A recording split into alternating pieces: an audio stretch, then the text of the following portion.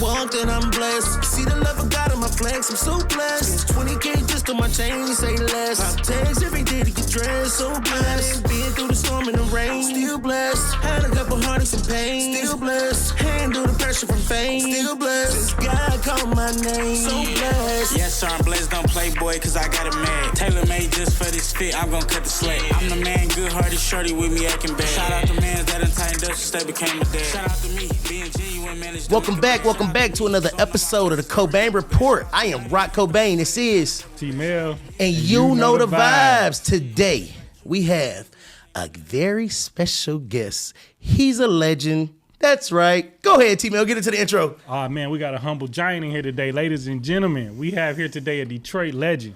You know him by his iconic vocals. You've heard him on some slappers, like Getting It In, Mind Speaking, Out the Game, and Grind to Shine. He has came to bless us today with his presence. Detroit, the Cobain Report, world, YouTube, put your hands together for Doughboy Clay. Man, what's up, man? He's in the building. What's up, Welcome. man? All love, peace, and blessings, guys. How y'all be, man? Man, it's so Good, crazy good. hearing that voice up close and personal. That's a legendary voice. Y'all hear that on that mic right there? Appreciate it. Oh, man. So we glad to have you here, bro. I just want to take, like I was telling you a little bit before the camera started rolling, our audience, is a mixture. We have a little bit of everything. So take us down the journey of your musical career, man. Where did you start doing music? Music is just in my bloodline, man. That just came naturally. Honestly, my entire family is somehow musically inclined. My mother is somebody big on the gospel side. My brothers, my sisters, my nieces, my nephews, all are somehow musically inclined. You know what I'm saying? Mm-hmm. My nieces and nephews are big on the gospel side as well. My brothers are big on the gospel side as well. Crazy, I was the stray dog. I went my own way. I had to find my own route. You the me of the family. Yeah. I was my a daddy problem is Bishop, child. bro. Yeah. You wouldn't even believe Bishop. Bishop Greg Davis is my dad, bro. And wow. I do R&B. I feel you, dog. You grew up in church and you like. It's something. It feel like it just be itching at you sometimes. Yeah. Like I gotta go see what it's my like. mother out is here. Evelyn turned teenage. I know Evelyn turned teen. You know Rob. Yeah. That is crazy. Man, that's work. my mother, bro. That's my mother.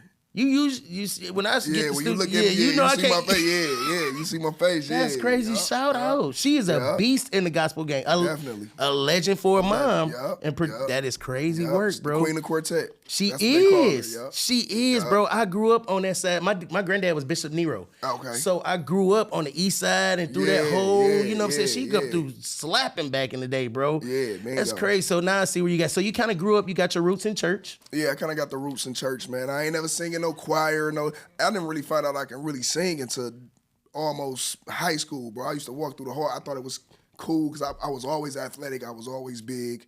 Yeah. I played sports growing up. Mm-hmm. And part of my game was, of course, working out.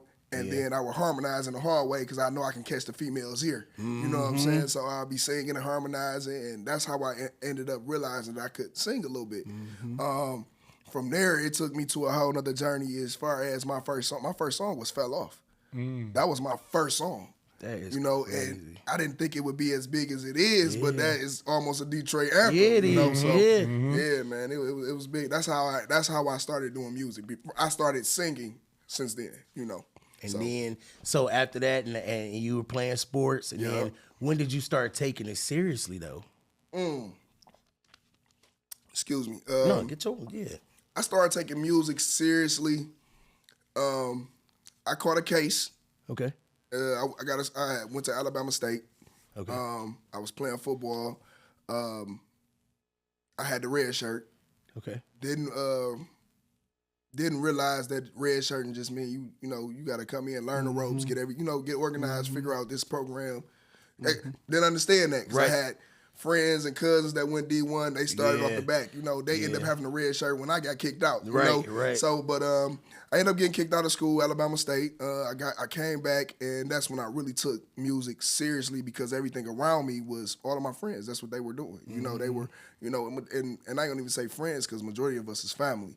But Yeah, man, we was already popping. We was going crazy already. We had started before I left school, before I left for school. And then when I came back, we were in the heat of it, so we just took the journey on from there, No, man, y'all legendary journey. I mean, I think those runs and it's still not even really over. Y'all still be dropping out, and they be like, "Oh, wait, just dropped it." Like, it's so many members of the group where you like, I feel like it's like Wu-Tang Forever kind of vibe. Like, you know what I'm saying? Like, y'all. Definitely, man. And, I like to say the slogan, we've been winning so long to the point where now the only thing that really surprised people when we actually drop music is if we was to die.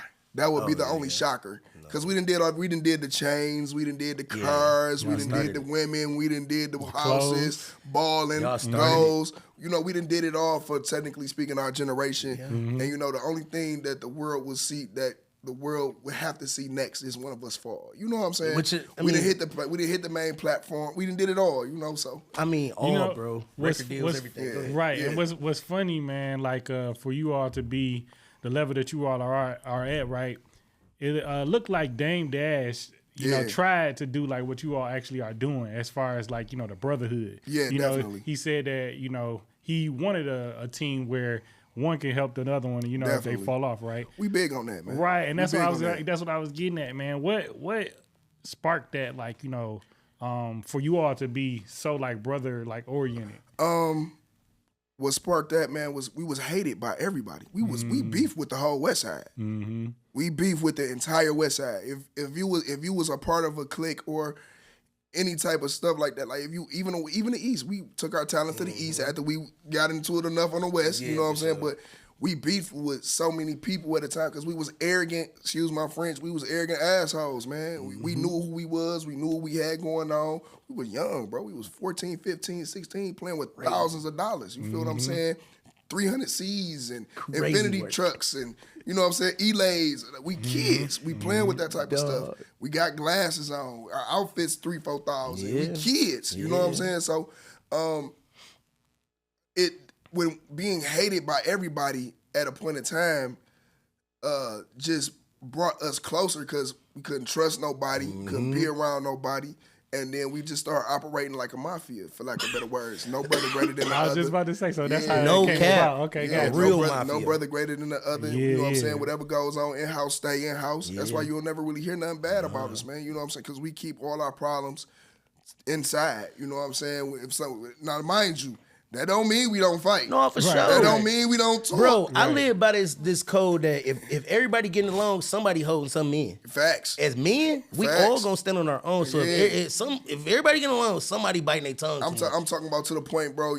I be out in public with some of my brothers, and I don't talk to some of them. You feel what I'm saying? But in the public eye, you would never know. That's my brother. You feel what I'm saying? Something happening here, I got his back 100%. He got my back 100%. But that don't mean we always agree. That don't mean we gonna talk. I probably can tell you how many times I talk on the phone with some of them. But at the end of the day, loyalty is everything. No man greater than the other. We stand on that. You know what I'm saying? We big on that. We'll go in the backyard and hash this out a little later on, you know. But right now, in the eyes of the public, this is what it is. You know what I'm saying? And that's legendary. That's real. That's how legendary you guys are, bro. And I want to say that's how legend shit is made. I gotta, I be trying to bite my tongue a little bit on the cussing vibes. Yeah, but me too. Trying to tighten up a little bit. Yeah, me too. Definitely. But I feel like that's how that shit is made, bro. Y'all are that brotherhood that y'all have. It can't be broken, dog. Can't nobody break it. Nobody. You know I didn't watch y'all build some dog legendary-ish, I ain't bro. gonna lie, man. Cases, we done fought cases. We done did it all together. It ain't nobody business. Yeah. You feel what I'm saying? Yeah. It just ain't nobody business, bro. It ain't. We ain't talking about nothing.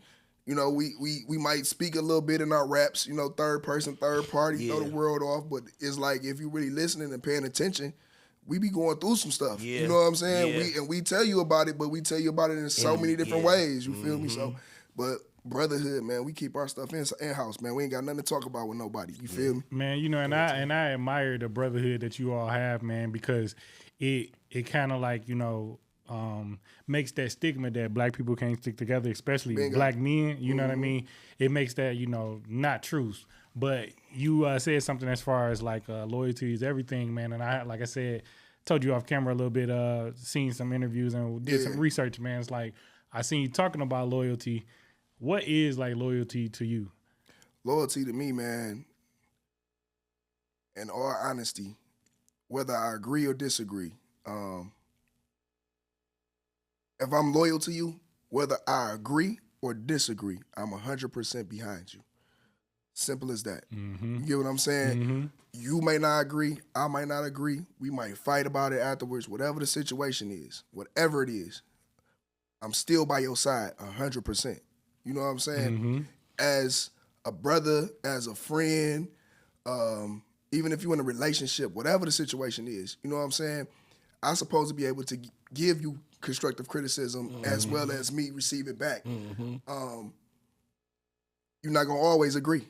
You know what I'm saying? You're gonna always have it's gonna be problems along the way. But in the meantime, in between time, do that mean I lost somebody, or does that mean we still have some type of bond that we created together? You know, do we have that still strong foundation that we built together?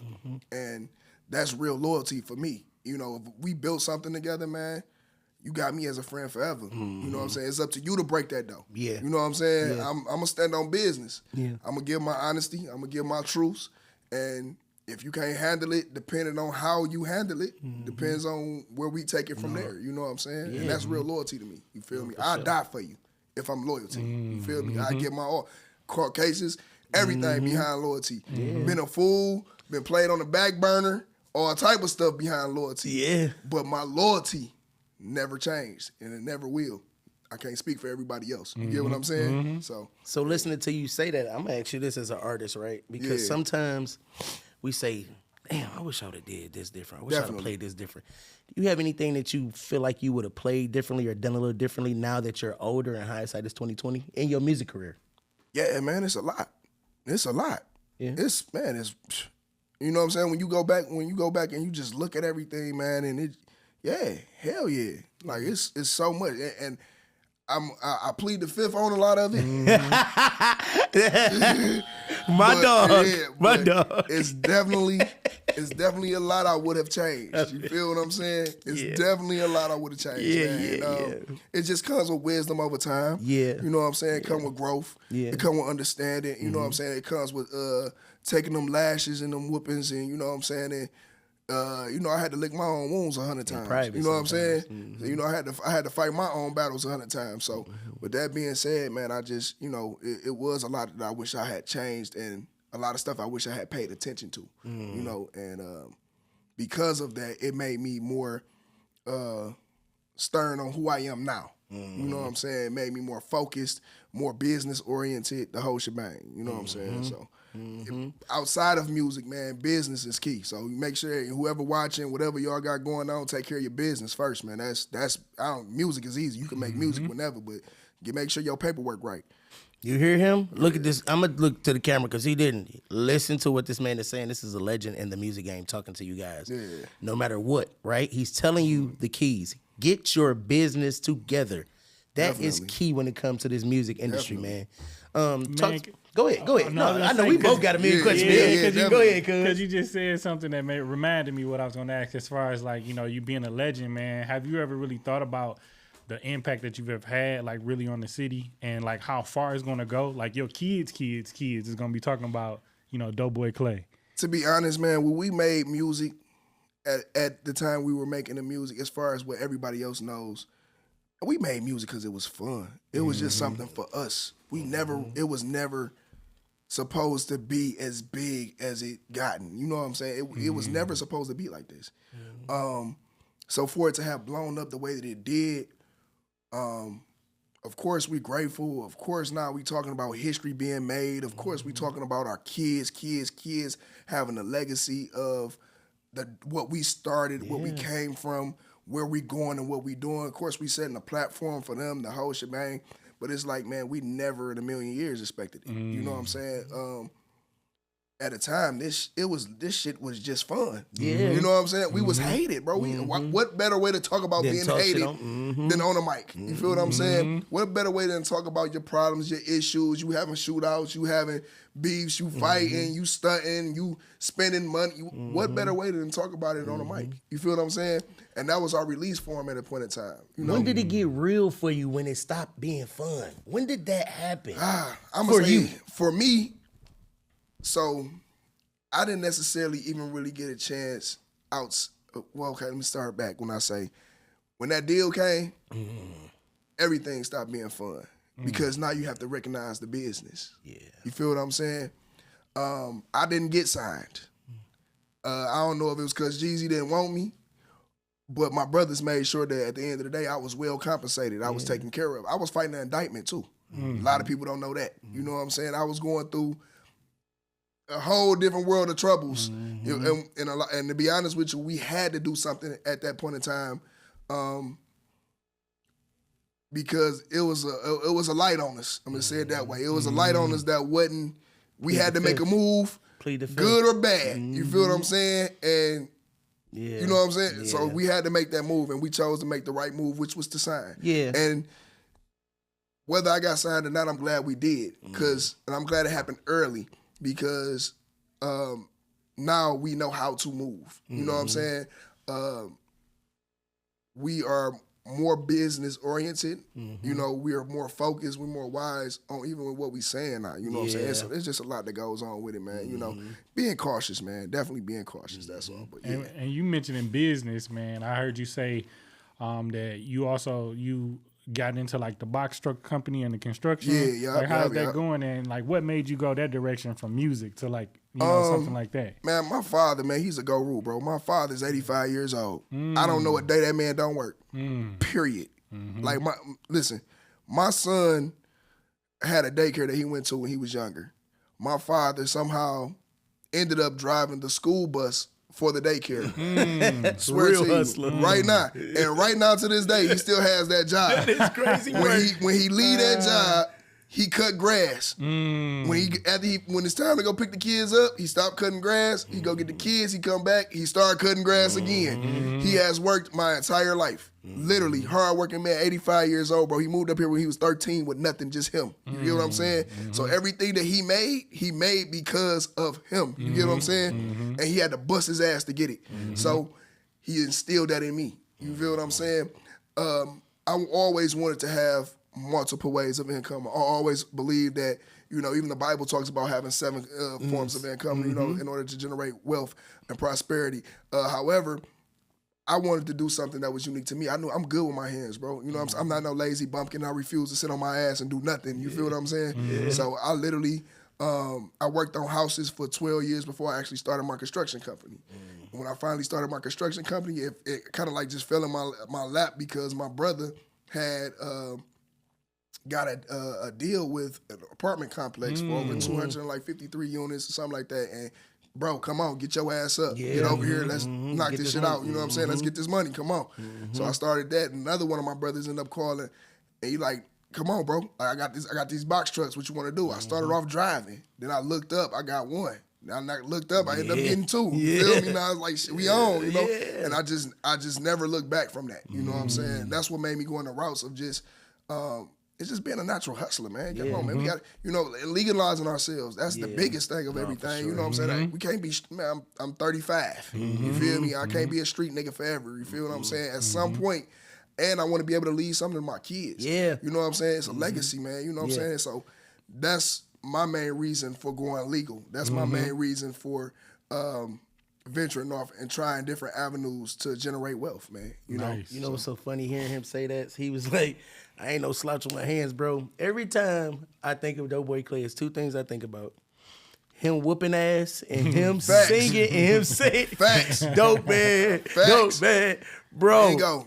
You are known for whooping ass across I this ain't city. taking no games. I Talk ain't playing to me no about Dog, is it because you was physical in sports or what? What is this with you, man? It was not so much reason. I think or is it because of this man child?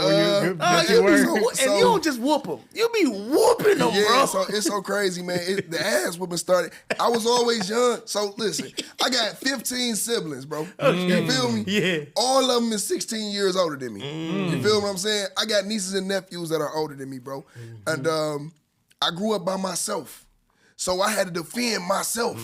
So anytime I felt disrespected, I knew how to. Hey, listen, bro. You know what I'm saying? So we gonna have to take this shit outside. You be whooping. And I don't know how to argue with nobody. So it's either we on that or we ain't on that. You know what I'm saying? If we ain't on that, talk to me nicely. You know what I'm saying? Talk to me with some respect. And that shit has carried me through life, bro. Bro, it's so funny too because I know you've grown because I'm talking to you. We having this grown man conversation, but all the clips that keep going to my head is this nigga taking his shirt off and he's just out there like, then I made another victim. Man, I was youngest of the Yachty. I was a cell mile nigga till I death for me. You feel me? I'm still that. I'm just grown now. Don't bring no bullshit. I'm preaching peace and blessings. That's all I'm preaching. But don't get it twisted. All jokes aside, so listen, bro. How did it feel to hear Dope Man on the radio or one of your biggest joints like yourself on the radio, bro? The first time in this city. What you know is hard to do. You know what's so crazy? I end up hearing myself for the first time on the radio, and it, man, fucked me up. And it wasn't even Dope Man. You remember where you was at? All of that? Man, I was sitting in the hood. I used to smoke weed. Me and Dre, we, for lack of better words, but we was like the hippies of the group. You know what I'm saying? I was smoking young. I just told you I got siblings older than me. I was smoking young, and me and Dre used to just sit out in the car, man. I'm talking about we blowing good. We got our activists on the cups. You feel me? Dropping Jolly Ranchers in the bottom of them. You know what I'm saying? Off of lemonade. And the radio come on, and it was ballin' so hard, it's like I'm in the days. Oh, my Doughboy shit, spending nothing but this rich nigga chain. Oh, that shit drop. I'm like, nigga, put the blunt out. Yeah, put the blunt out. Hold on. Let's listen. Turn that up. Man, we turned it up, man. I'm like, I'm on a radio. Oh, this is epic. Like, come on, it's time to turn up. You know what I'm saying? They used to call the radio station so much for y'all music, dog. Like, I remember this era. Like, you would call, boop, boop. Like, we shutting the phone lines down. We not, like, bro, y'all had the radio on lock. Yeah, man. When I first moved up to Lansing, which was 2014, dog, I remember y'all still had... We talking about like a 3, 4, 5 year run here. Yeah. From when y'all first dropped, hanging in the hood, doing all of that, to like just total domination of the radio, bro. Facts. And then it was, I always heard that it was 2 organizations that came together to make one. Yeah, it is. It's true. You want to talk about that, or we can? You gotta plead the fifth? Okay. So Doughboyz Cashout, it was literally a Doughboyz, and there was a Cashout. Doughboyz were, for lack of better words, a Southfield organization, and Cashout was an Oak Park organization. Me, I never went to either. Okay. I was a 7 Mile baby. Right. Keys is family to me. Roc is my nephew. It's just like this whole organization is built off family, kind of being honest with you. And the 2 groups were hated where they were. Because there was another group called Southfield Cashout. It was it was the Fam Boys. It was HNIC. It was it was the Dexter Boys. It was so many different cliques. You had the Highland Parks. You know what I'm saying? It was so many different cliques, man, at a point in time. And we ended up combining, like, man, shit. Y'all beefing, we beefing too. Let's go. You know what I'm saying? Shit, we gotta have one ally. You know what I'm saying? And that's how Doughboyz Cashout, for lack of better words, came together and became one. And shit, it's been that ever since, bro. Music just so happened. Yeah, music that's crazy work. We started off rapping. We was one of the first rappers. Pay, Chaz, and Kid had already been rapping. They had already had their own CDs, and you know, it just kind of like meshed together well, man. It just took off to a whole nother platform that we wasn't even ready for, to be honest with you. So yeah, that's how it all started. Go ahead, T-Man. Nah, man, I wanted to know, I seen you say that you wanted to be more, you know, visible and, you know, kind of put yourself out there more. How was that transition from you know, having like the street element where you're supposed to be unseen, you know what I mean? And then going to being like seen. I am the person that you never really will see. I'm right there. 9 times out of 10, I'm at the video shoot. 9 times out of 10, I'm behind the camera. Or, you know, I'm at the show, but I'm always in the back. I'm always the last one to walk in. And that always just came because I ain't gonna say, for lack of a better word, say I was the muscle. But at the end of the day, I just know what I'm taking it to for my brothers. You feel what I'm saying? So I always provided a sense of safety, or, you know what I'm saying, some type of net for those around me. And I always kind of just stayed in the back. You know, the world knew me. The streets knew me. They knew it was something tied, you know what I'm saying? Just like they knew Roc. You feel what I'm saying? It took me a lot. Like, bro, this, like, right now, like, this is crazy, me doing this. I'm on live right now. You know what I'm saying? I'm not that one. I've never been the one.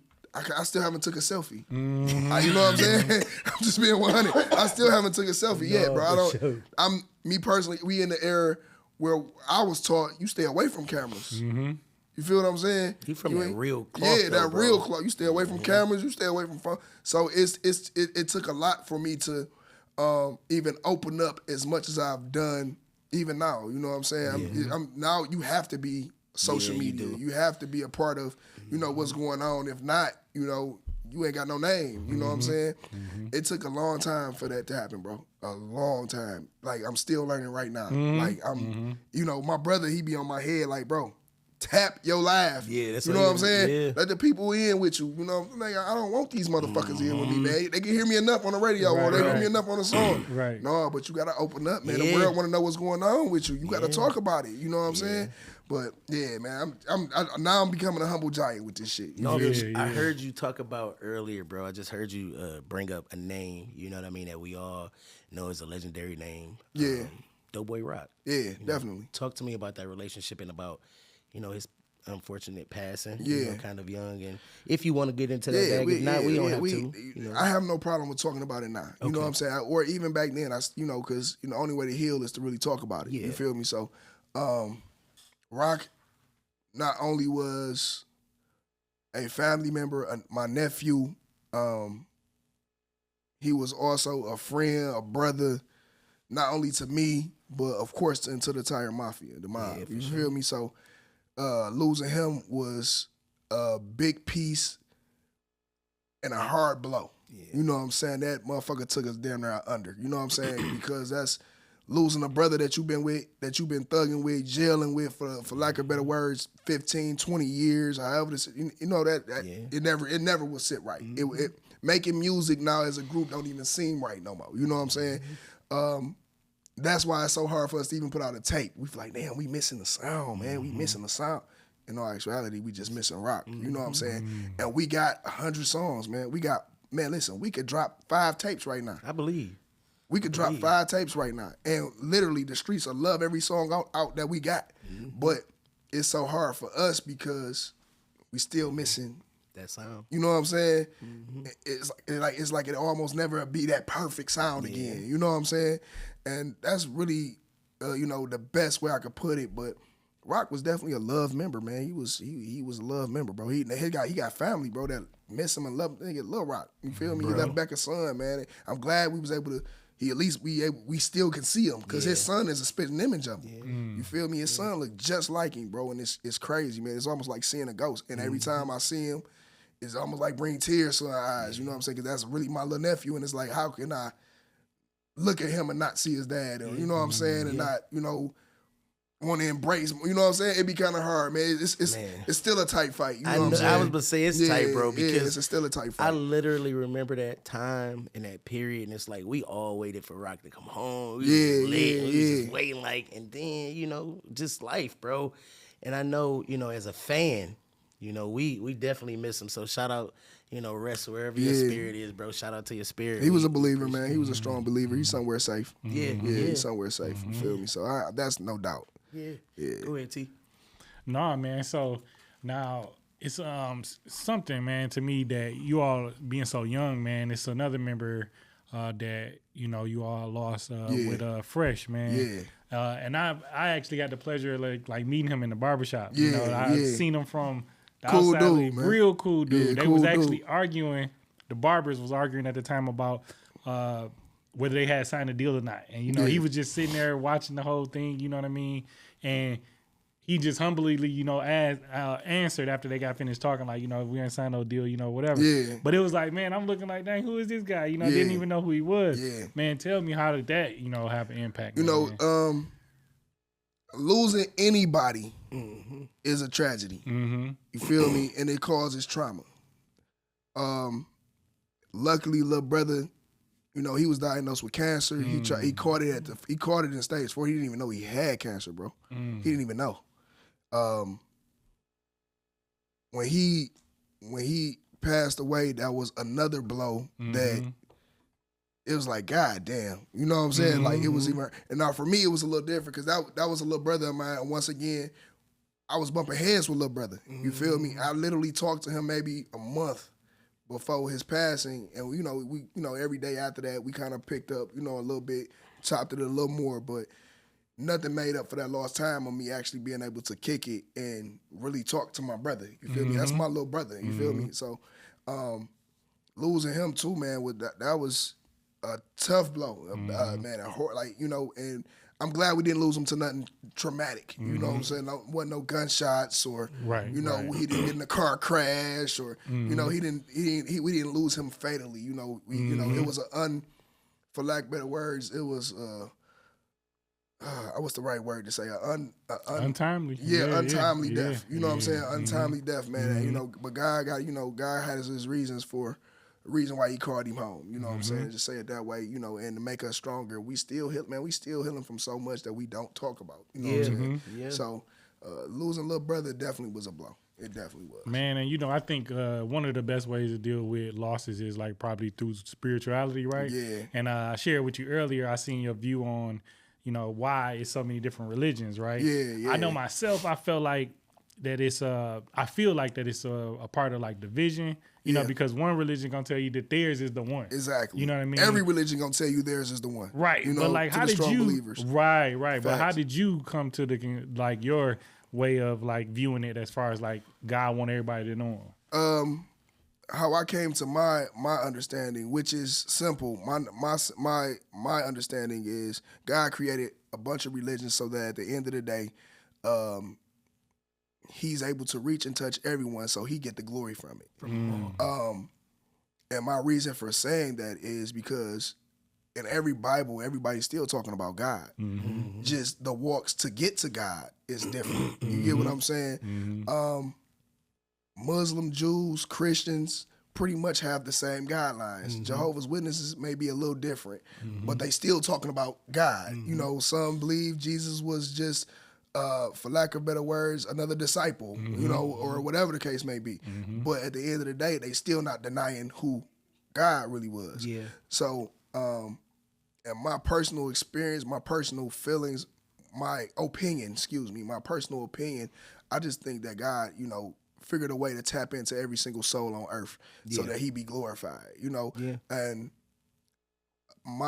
how I got there was, just trial and error, man, doing research, man, just literally seeking the truth. You know, a lot of our history was written on pyramids that we don't have access to. Especially you know, and we taking, for lack of better words, man-made, written man-made documents trying to figure out our truth. And we'll never know, you know what I'm saying? Yeah.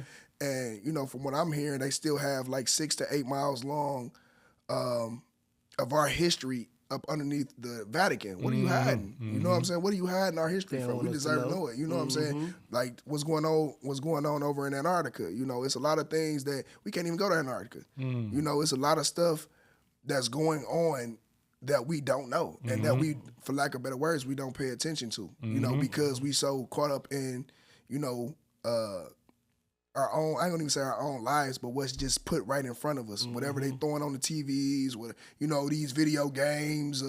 Now we got a little bit of free will, and you can go venture off and do whatever it is you want to do. We need money to live. You know, it's a lot of things that's being thrown at us that we're still not even paying attention to the actual truth or the things that's going on right in front of us.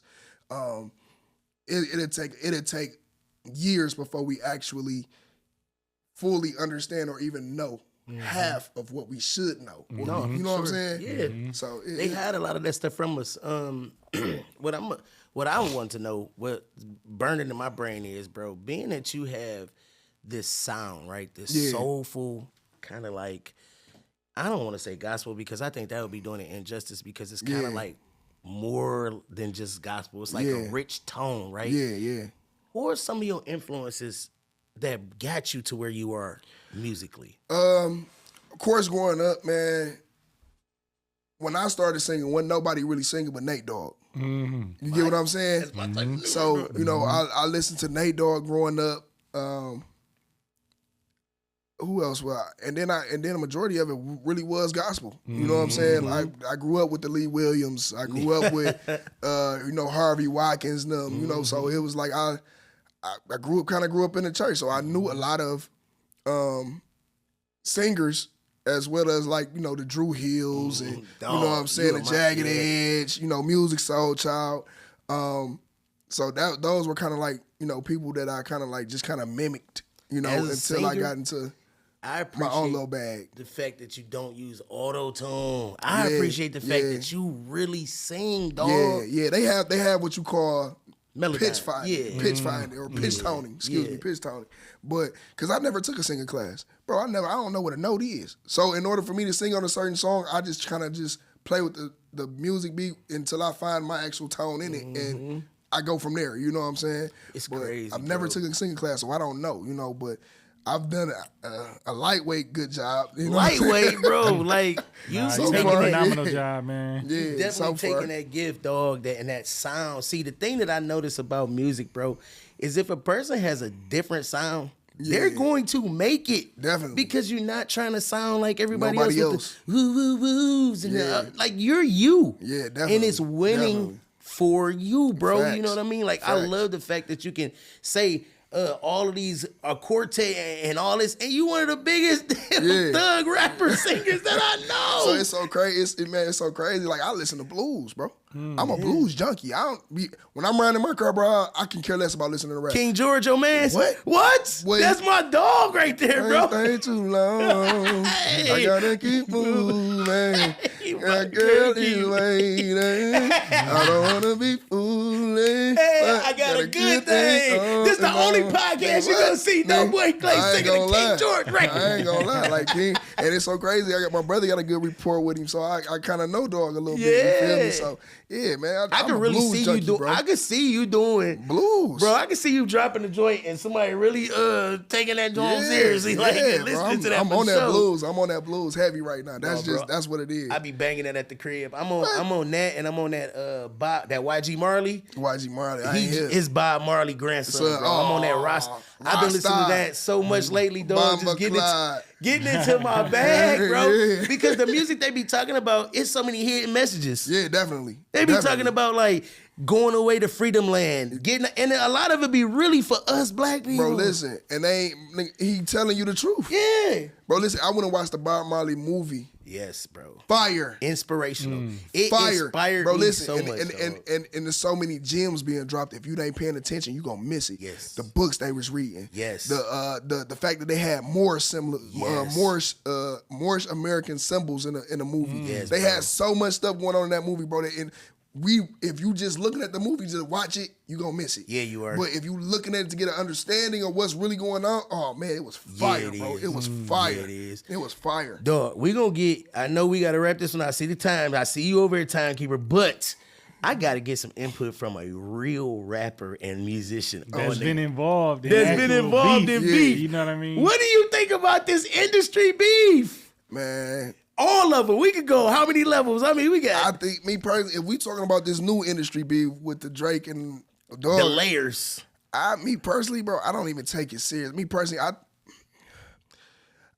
number one, it's not gonna be no bloodshed. No, that's number one. No, it's nothing serious. No. I think at the end of the day, they really just, for lack of better words, pulling dicks. You know what I'm saying, to figure out who is the best, or you know what I'm saying, For this era. For this era, you know what I'm saying. It ain't gonna never be no real smoke or no real controversy.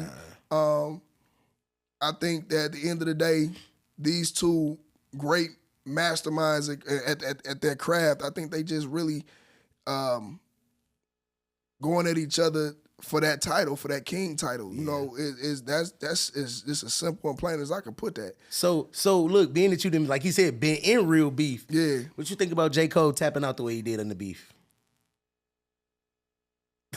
I can't get you silent. Me personally, I'm gonna plead the fifth.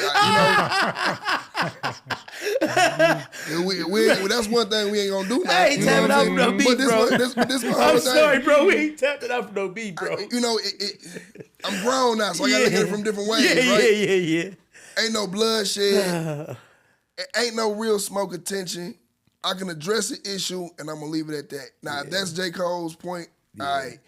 But I'm not. If that be the case, I'm not even going live with it. I'm calling this man, hey, my nigga, we gotta sit down and have a conversation. Yeah. You feel me? Yeah. That's different as opposed to respectfully, I'm not doing, which I understand you went live and you did what you were supposed to do respectfully. You know what I'm saying? But if it's smoke, it's smoke. Yeah, ain't no getting conscious after you didn't drop the war beat.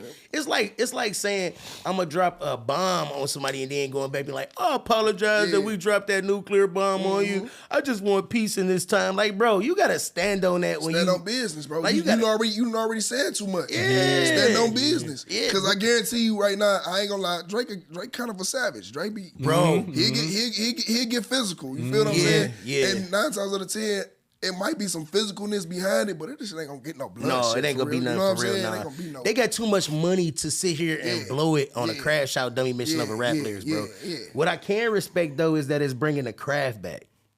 The artistic side. Yes, because all we've been seeing is the polished Tootsie slide and all that. I like to hear this because it reminds me of Nas and Jay. It's bringing hip hop. Yes, bro. It's the bringing art of hip-hop. the art, the craft, the artistic side. It's bringing more than drill music, bro. It's bringing more than stupidity music. Like, and they writing these, bro. You can tell they in the lab with a pen and a pad, as they would say. Serious. And they putting this work in nowadays with these pens, bro. These ain't just bullshit lyrics. Dogs dropped 7 minutes of heat. He addressed everybody. The part that stand out to me in Drake's last joint was when he was like, I ain't even see this with Pluto coming. I'm sad that they got you into this. Period. Because out of everybody, he was like, he went at Ross, he went at Rakim, he went at everybody. He like, this the one that hurt. Period. Because you was the homie. Yeah. You didn't let them gas you up and get in here. Over a female. And Metro still shut your whole ass up and make some drums, nigga. Period. It's funny because you said something, man, that made me think about something you said in another interview as far as like drill music being, dead. Yeah, man, that shit dead, man. Man. Let that shit go, man. Like, right. And being from a group that mostly talked about like women, clothes, and cars. Yeah. Man, what did you think when you first started hearing like people just like. I mean, I understood it. But I didn't understand it because my era, you didn't talk on the phone, you didn't talk on the net, you don't play about. If you want to you got a problem, go address it. It was never on the net. It was never spoke on. You know what I'm saying? The streets knew what was going on. That's a difference as opposed to I'm on live and I'm putting my song. I'm name dropping my ops. I'm smoking them in the pack. I'm doing videos with the nigga poster. They get niggas getting posters with they ops, nigga. You know what I'm saying? Like, stepping on their graves. Yeah, stepping on their graves. Like, is great. Like, you know what I'm saying? Like, that's, you telling on yourself. Yeah. That's a form of telling. It's this young generation, bro, because they don't have no leaders, bro. They don't have no kind of, like, what was we talking about earlier about the people who what's the word we use, bro? Whatever. Anyway, they don't have nobody, role models. Yeah, they don't have anybody being a role model, anybody mature enough to tell them, bro, manhood, like you gotta tighten up. So this the question. This is a real question. In all the years of hip hop, when have there ever been, for lack of better words, a time for drill music? That's a good question. So who's gonna orchestrate all the killers to not be on tip or talk about it? You never had a point in time where drill music technically just started years ago. Yeah. You feel what I'm saying? A couple years ago. Pop Smoke era. Yeah, you know what I'm saying? So it ain't nobody before them. They kind of in their own lane, their own world. I applaud the ones that was able to make it out. Drew, you know what I'm saying? What's the boy I name? applaud. Cheeky. Lil Durk. Lil Durk, all of them. He You know what started I'm on the saying? drill vibe Yeah, too. he did. Nigga, NBA YoungBoy, he's still going through hell. man. You know what I'm saying? Yeah. I applaud them for being praying for able Kentrell. to get out, well, to make it to a certain level of success with it and get out and possibly help those around them. Yeah. But before them, like, who did you have? So, technically speaking, your next in kind, your next to, for lack of better words, be able to teach them The mentors, yeah. would be your biggest dope homies. Your big, you know what I'm saying? Yeah. But if these your dope homies shooters, why would you tell them? You know what I'm saying? So it'd be like it's a catch-22 with that shit. You feel me? It's a lot to it, man. They be It'd crashing. a lot to it. Yeah. This young generation, I feel like they so ready and so willing to crash out Fact. that they don't understand. Like, they will hide your ass in jail. They won't just put you in there. No, they hide will you. hide your Bury ass in you. there. You'll never You be- won't see a visitor. Boy, you will be stuck because, like I always tell my son, my 10-year-old, he got this little anger problem. He got it from me. You know what I'm saying? I used to be a crash out dummy too when I was younger. Cousin tell you, I used to be fooling. But at the same time, I see it in him, and I'm like, bro, they got a place to put a nigga like you. Period. If you can't control yourself, they will put you somewhere where something will make you control yourself.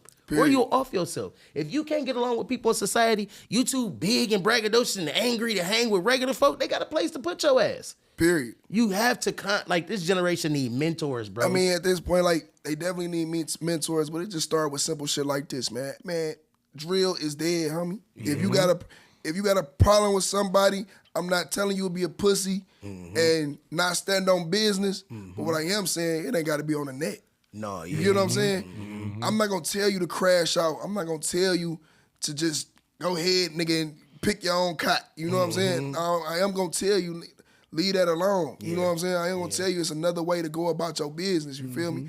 But who else gonna tell them? And start with just simple this And they mic. look up to Make you. fun music, man. Yeah. Get some pussy around this bitch. They man. look up You to know what I'm saying? y'all. Like, That's the excuse my crazy prison, I part. don't mean to cuss. No, you good. Christians and everything. No, you good. But man, go get you a woman. What happened Yeah. what happened to the fun music for the women? You know That- what I'm saying? What happened bruh. to dance music? What happened to just talking about everyday life experience outside of Killing and drilling, You yeah. feel me? Like, so It's an addiction. They didn't play them damn video games, man. They didn't get them damn shooter games and got Yeah. these kids. Dude. They think they it's up. real life. They up. They They done up. up the scope. GTA. Yeah, GTA real life. up the Bro, scope. this has been a wonderful episode with a legend. I'm gonna give us all one round.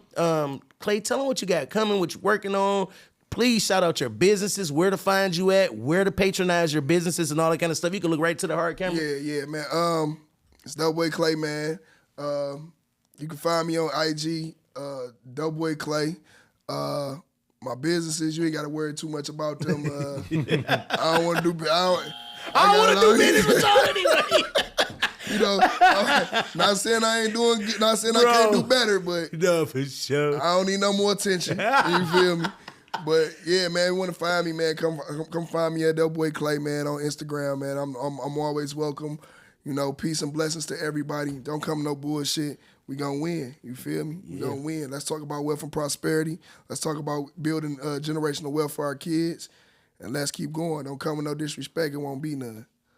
Yeah, T-Mail, go ahead. Man, you heard what he said, man. Drill is dead. So let's start making more music about life, you know, and your family instead of like killing. Check us out on YouTube, the Cobain Report. Like, comment, subscribe, share. And remember, you go with God and you'll be blessed. That's right. We want to thank Doughboy Clay for coming by. Y'all already know he is a legend. His music, go check out his catalog on wherever you stream music. Type in Doughboy Clay. You're gonna get some good music. All right. Stay tuned to the post, man. It's coming soon. I'm getting ready to drop a new mixtape soon. It's probably in the next couple weeks I'm gonna start posting. But definitely look out. It's coming soon. Wow. Nice. We've been waiting. Okay. bingo. So from us here at the Cobain Report, it's a wrap, bitch. God damn it. Thank you, Clay. We appreciate it.